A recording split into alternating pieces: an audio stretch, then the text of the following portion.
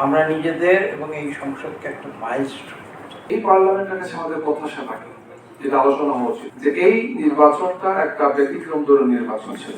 দীর্ঘ কর্তৃত্ববাদী শাসনের পর একটা নির্বাচিত সংসদ, এটা ছোট ব্যাপার না। আমরা দেখেছি বাংলাদেশে যখনই 2/3 মেজরিটি নিয়ে যে সরকারই এসেছে তাদের বেরিয়ে যাওয়ার পথটা খুব সুন্দর হয়নি।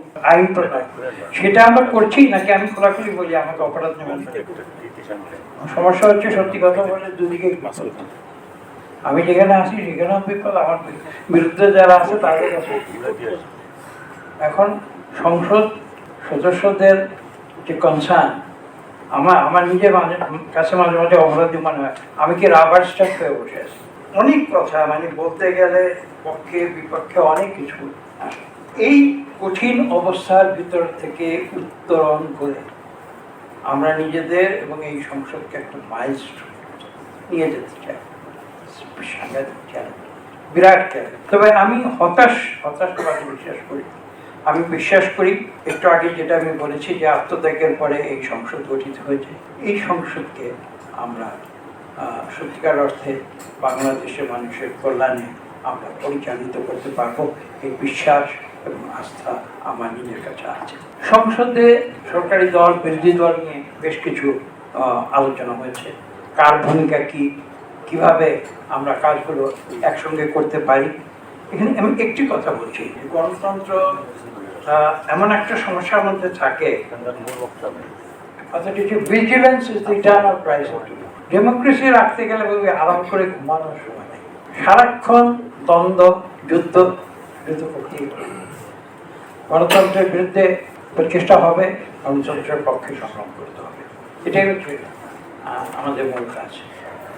এবং এই যুদ্ধ কিন্তু আমি জানি না কবে শেষ হবে, আমরা কবে বলতে পারবো যে আমরা মাইলস্টোন সৃষ্টি করেছি আমি জানি না, কিন্তু মাইলস্টোন সৃষ্টি করার যে সংগ্রাম, সেই সংগ্রামটি আমি বিশ্বাস করি আমাদের প্রত্যেকটি সংসদ সদস্যকে অব্যাহত রাখবে। পার্লামেন্ট একটা ইন্টেন্স পলিসি রিসার্চ ইনস্টিটিউট নয়, সেই জন্যই মানুষের পার্লামেন্টের দিকে তাকায়।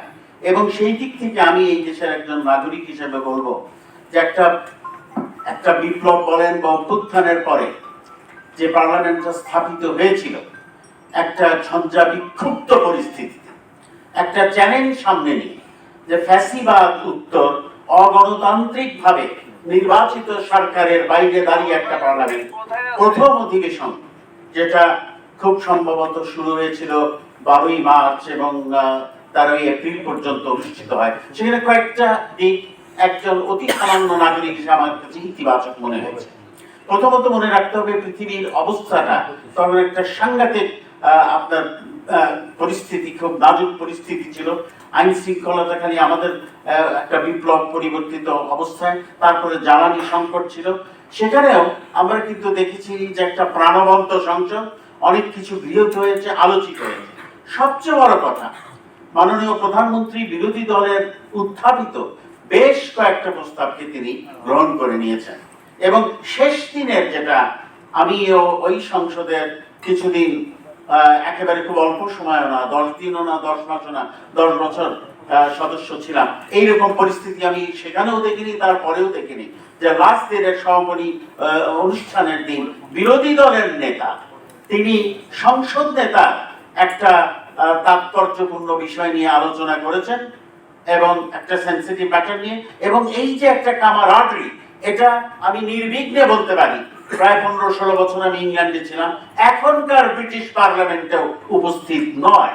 আমাদের সংসদ সদস্যদেরকে এই শুধু ওই যে স্থানীয় উন্নয়ন থেকে, এমপি রাজ সৃষ্টি থেকে তাদেরকে দূরে রাখতে হবে। আমাদের সংসদ সদস্য অনেক স্বার্থের দ্বন্দ্ব, কনফ্লিক্ট অফ ইন্টারেস্ট, এবং তাদের আচরণের জন্য একটা আইন দরকার। সংসদ সদস্য কনফ্লিক্ট অফ ইন্টারেস্ট মানে কি স্বার্থের দ্বন্দ্ব এবং আচরণ আইন একটা জরুরি ভিত্তিতে করা দরকার। এই পার্লামেন্টের কাছে আমাদের প্রত্যাশা থাকে, যেটা আলোচনা হওয়া উচিত, যে এই নির্বাচনটা একটা ব্যতিক্রম ধরনের নির্বাচন ছিল। এখানে একটি জাতীয় সংসদ নির্বাচন হয়েছে এবং একই সাথে দীর্ঘ প্রায় 1 বছরের সাধনা, চেষ্টা, সংগ্রামের মাধ্যমে যে সংস্কার প্রস্তাবটা পাস হয়েছে জুলাই 2025, যেটা গণভোটের মাধ্যমে 70 ভাগ লোক এটার পক্ষে ভোট দিয়েছে। একই সাথে এই দুটো নির্বাচন হয়েছে। এবং এটি ছিল যে এই পার্লামেন্ট তার প্রথম 30 দিনের মধ্যে এটাকে আলোচনায় আনবে, 180 দিনের মধ্যে সেটা পাস করে। বিএনপি এই সিদ্ধান্তটা আগের দিন জানিয়েছে যে আমরা শপথ নেব তো নেবেন না, ঠিক আছে, না নিয়ে শেষ পর্যন্ত কি করবে সেটা আর একটু দুঃখজনক যে 130-এর মতো ছিল অধ্যাদেশ, এর আলোকে যেগুলো ছিল সেগুলো হাসত গিয়েছে সেটা আমরা জানি, এবং সর্বশেষ এই সংস্কার প্রস্তাবগুলো নিয়ে কি হবে সেটা আমরা জানি না। যদি একটা প্রস্তাব দিয়েছেন বিএনপির পক্ষ থেকে পার্লামেন্টে যে একটা সংস্কার পরিষদ বা সংস্কার কমিশনের মতো একটা দিয়েছেন, এখানে 12 জন থাকবেন সরকারি দলে আর 5 জন থাকবে বিরোধী দলে।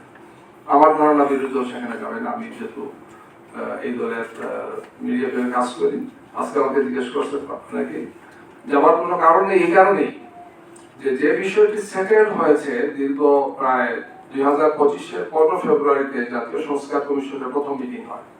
এরপরে অক্টোবর পর্যন্ত ম্যারাথন আলোচনা হয়েছে। জাতীয় সংস্কার কমিশন থেকে ঐক্যমত্য কমিশন হয়েছে, সরকারি অন্তর্বর্তী সরকারের পক্ষ থেকে সংস্কার প্রস্তাব দিয়েছেন, আমরা রাজনৈতিক দলগুলো দিয়েছি। বিএনপি কিন্তু প্রথম যদিও সালাউদ্দিন সাহেব বলেছেন পার্লামেন্টে যে বিএনপির পক্ষ থেকে প্রথম গণভোটের প্রস্তাব দিয়েছেন, এটা সঠিক তথ্য তিনি দেন নাই। 2025-এর 15 ফেব্রুয়ারি প্রথম মিটিংয়ে এখানে অপশন ছিল যে এই সংস্কার প্রস্তাবগুলো কিভাবে পাস হবে। 6টা অপশন ছিল স্যারের খেলা, আমার কাছে এগুলো আছে।